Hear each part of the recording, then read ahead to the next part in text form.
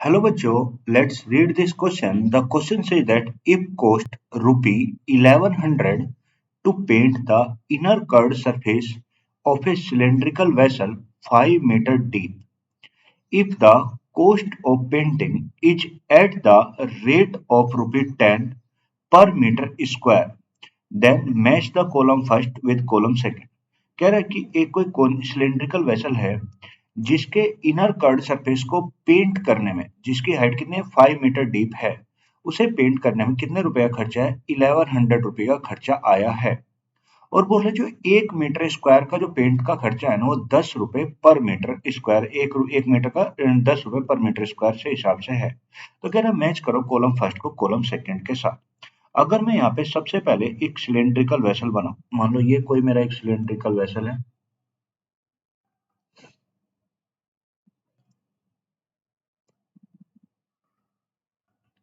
ये मेरा कोई एक सिलेंड्रिकल वेसल है।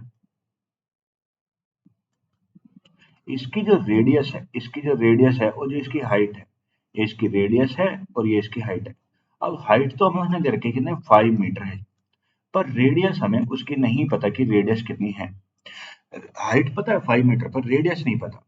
अब हमें सबसे पहले अगर मैं बात करूं, उसने बता रखा है जो हमें गिवन है, उसने बता रखा टोटल कॉस्ट, जो टोटल कॉस्ट उस पर लगी है उसके इनर कट सरफेस एरिया पे वो कितनी लगी? 1100 रुपए का खर्चा आया। और जो 1 मीटर स्क्वायर पे खर्चा, 1 मीटर स्क्वायर पे जो खर्चा है वो कितना? 10 रुपए। 1 मीटर स्क्वायर खर्चा 10 रुपए और टोटल खर्चा है 1100 में। तो अगर अब देखो उसने हमें बोल दिया, अब अगर मैं मानूं, अगर भाई हमें पता है कि टोटल जो कॉस्ट है, अगर हम बात करें जो टोटल कॉस्ट बनती है, टोटल कॉस्ट वो मेरी किससे बनती है? टोटल कॉस्ट होता है मतलब कितना भाई, किससे भाई? जो उसे बनाने में जितना एरिया पेंट किया, और एरिया किसका? कर्ड सरफेस एरिया, और इनटू, क्योंकि उसने इनर की बात करी तो कर्ड सरफेस एरिया इनटू कितना भाई, और ये जो पर मीटर स्क्वायर कॉस्ट है, तो कॉस्ट कॉस्ट और कौन सी कॉस्ट?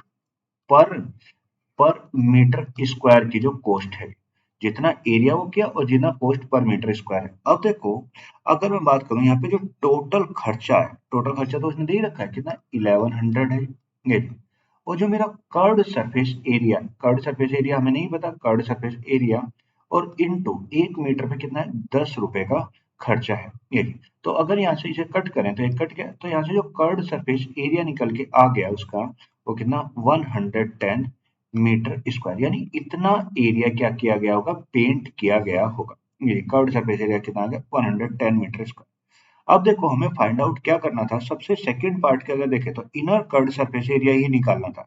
तो हमने अभी भी निकाला, जो कर्व्ड सरफेस एरिया आ गया वो किसके? 110 मीटर स्क्वायर के आ गए। यानी जो कर्व्ड सरफेस एरिया, यानी ये वाला पार्ट तो मेरा किसके साथ मैच हो गया? इसके साथ मैच हो गया, यानी बी ऑप्शन किसके साथ मैच हो गया? आर के साथ मैच हुआ ये। पहले पार्ट में कॉलम फर्स्ट के ए ऑप्शन में बताया रेडियस ऑफ द बेस। अब मुझे निकालना है रेडियस ऑफ द बेस। अभी तो रेडियस ऑफ द बेस कैसे निकले?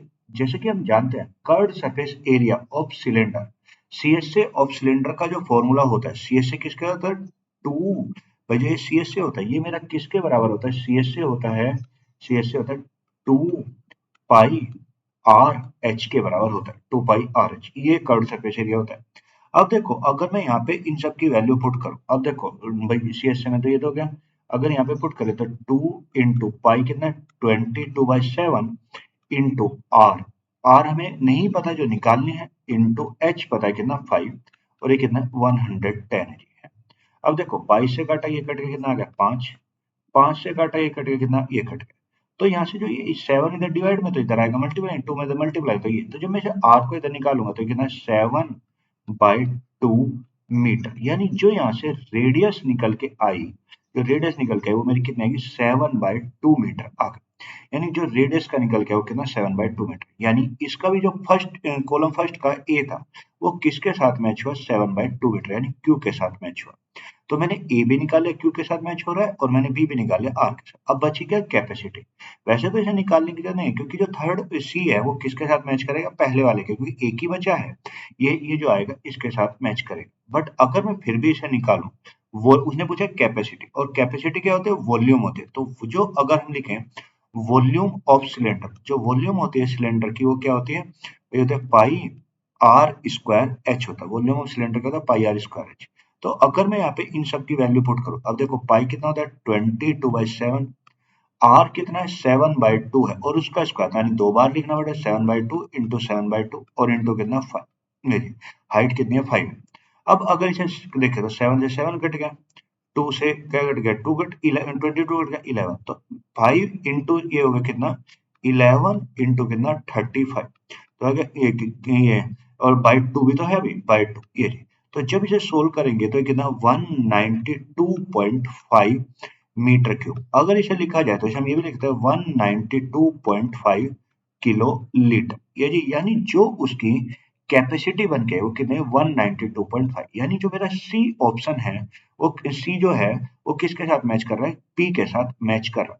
तो ये देखो, I hope you will understand it. Thank you.